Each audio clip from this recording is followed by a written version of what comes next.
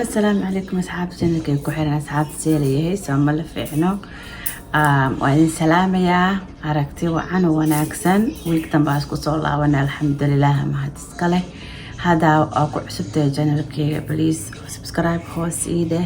لايك and share هذا الريتاني فيور هذا هنا ويلكم باك ما هتسنت ما دام جنة كي أفرستيت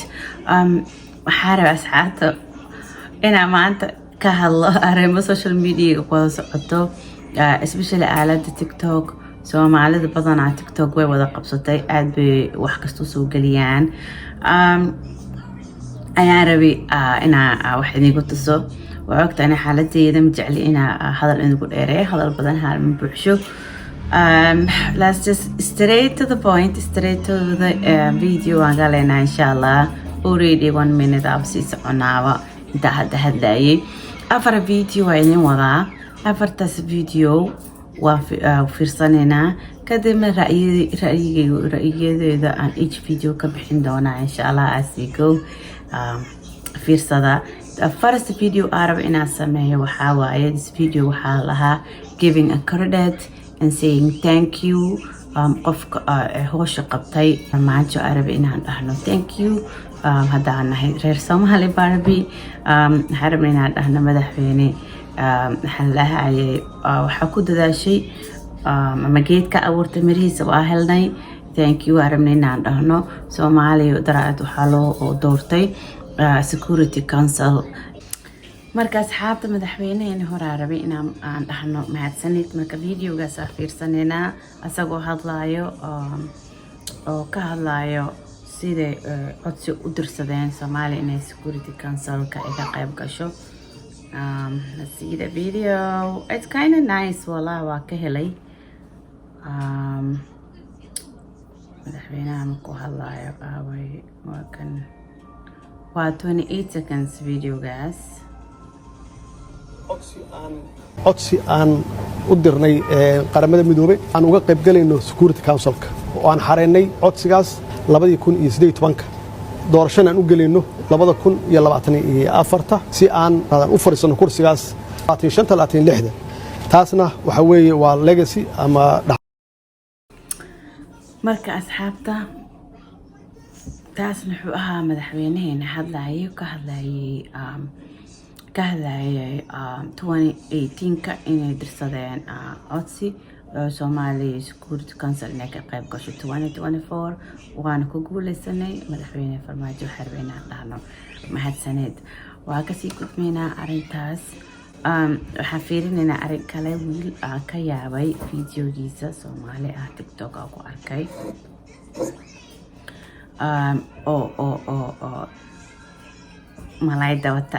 malay dawata fisherman ana malay dawata ملايجيسة حتى قبل ما كأسلا شقينا تسويها وإحنا ملايجان it's so expensive أفركون أما لو كونوا دوركوا هل لها لوكس كيالو سوا في السنة السلام عليكم ورحمة الله وبركاته لما الموضوع هوري أسبوعي هوري الحمد لله ملاي مجري هذا واقع ملايجاس وين ملقي ملك براو دباتة سوا حكم ده كيت باللي كيت عن لنا ملك ملايجاس هذا ملقي ملك dadkii ganacsatada meel baraf bameestaan dunyana qaar way dhiman yihiin oo hadda soo socdaan hadda malaaga markay ugu weyn tahay $18 $15 la dhooya asagana $100 la gadi jiray ha ما كيلو يا قياس قياسا تقريبا الا 8 كيلو ku dhowya دواد 8 كيلو kaas 100 كيلو waayba malaaga waa ganacsan uu noqday magaalada markii oo keed iyo waxa dee la haleey xilli waxa imaanay malaaga dhan la waynaay oo yariiskaas laga bixi jiray $30 $50 maanta hadda $18 $18 waa ogolnahay qof qaadanayo male cid qaadanayso male dooniyii waa kana xilligii shaqadii hadda la joogaa marka magaalada insha Allah marka asxaabta videogaas indhahaygu qabsaday I really wanted ina idin tuso khayraadka wadankeena ku jiro iyo sida qani u nahay oo Ilaahay noo nimciyay wiilkan kale wuxuu joogaa baraabuu joogaa wadanka baraabuu joogaa wuxuu dhahayaa khayraadkan Ilaahay nasiib laakiin keed ma lihin marka waxaa rabaa hada ganacsata tahay oo reer baraaba tahay ina maxallaha maybe afuratid company or kate inaad furatid raggaan aad ka gadatid fiishka aad isku taraagaris inaad dhoofisid ma fahantay si lacag badan aa u samaysay because malaayagan each walaa waxa lagu qiyaasay 2,000 China inuu ka joogo annagana wadankeena sidoo kale uu qaalisan yahay lagu qiyaasay waxaa lahaa English waxa lagu dhahaa yellowfin tuna waaye ganacsada hadaa tahay ama qof lacag isku wadaa tahay ka faa'iideyso kheyraadka wadankeena wiilashaana ilaa waxa rajeynaya insha Allah wax ka gata inay helaan marka videos waa ka sii gudbeyna I thought that was really interesting so I will do another video. This one's kind of sad, but we will watch it. Okay. Assalamu alaikum. Anigu ah magacayga Farxiye Maxamed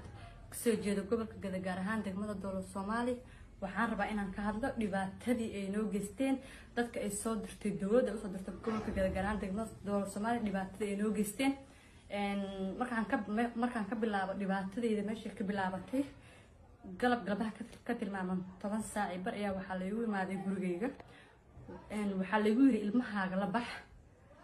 maxaan ku dhahay markaan guriga aan ma ahan wax meeshaan lagu soo koobi karo oo nana dhibaateeyay xitaa waxa jira gabdho la kufsaday intaas oo kale loola baxay waxa jirta gabdho badan oo magaalooyinka laga talxiiray oo hadda meesha aan joogin waxaan ugu qasbay inaan dhibaatada noola geystay aanan hadli karin waxaan ugu qasbay in magaalada keela xitaa aan tiikan sida anagoo aasargaal anagoo awal hadli karin maanta waxa iga hadashiyay anigoo hooyo dhibaatada la ii geystay waxaan ka codsanayaa meeshaan ra'iisul wasaaraha dalka so asxaabta waa ka video wuxuu ahaa gabar Soomaaliyeed oo cawanayso ciidanka Itoobiyaanka joogo wadanka Gedo oo dhahayso dhibaatooyin badan ay noo geystaan ciidanka gabdho badan way kufsadeen anagana wayna dulbiyaan aniga habeen anoo gurigeyga xataa laga saaray dhaysa way dhibaatadaas sheeganaysaa marka Soomaaliya qabyaalada iska dayno walaa videogeeyadeeda ani Soomaali inaa ku soo aadiyay aan ugu talagalin waxaan rabay inaa stories waxaas ka sheekeeyo wadamada kale ka dhacay marka TikTok arko dadka Soomaalida dhibaatada haysto marka arko I feel kind of sad waxyaalaha ka sheekeyn rabay xataa waa iska iloowa dadkaan ka hadlo igu qasbanaanaysa ma fahantay dhiiga Soomaalinimada miyaa ma ogi igu qatamad cilanka idigu faanta dhiiga Soomaalinimada miyaa ma ogi hey honey dhiiga Soomaalinimada miyaa ma ogi walaa bilaa meel baa ita xanuunta dadkaan dhibaatadooda ani inay haystaa moodaa anoo dadkani jooga saas ay tahay waa iska dhibaatooda ma faanta dadka dhibka la ka wada qaado si ani waxaan dhahay qabyaalada iska daaya maamooyinka aniga maadaama hooyo ahay waxaa dhihi lahaa wiilashiina ku tarbiyeeya inaa bartaan qarannimo qabyaalad aad ugu sheekeenin wiilka reer hebelaa tahay saambaad tahay reer hebel buu dilay ama wadanka joog ama qurbo joog waxaan dhihi lahaa hooyo Soomaaliyeed hadaad tahay wiilkaaga ku barbaaray jiilka labaad markuu noqdo inuu wadanka mu'adan u ka noqdo ama booliis ha noqdo ama military ha noqdo ama office ha fadhiisto ama ganacsi ha noqdo wiilkaaga bar sida maxaa lahaayay wiilashaan hadda wadanka joogo oo dadka xutarayo oo ka cawanaysaan baa soo dhalay wadankooda u soo halgameen waxa wadankii loogu keenay amnigiisa inuu sumo because Soomaalida idinka amnigiina sugi waayeen dadkaan marka Ilaahay haniga saaro maxaa la hadda waxa maqlaay maanta dhageysanayay madaxda sare oo ciidamada wadanka u sareeyo dhahayaan Itoobiyaanka sanadkan December hadii la gaaro wadanka Soomaaliya way ka bixi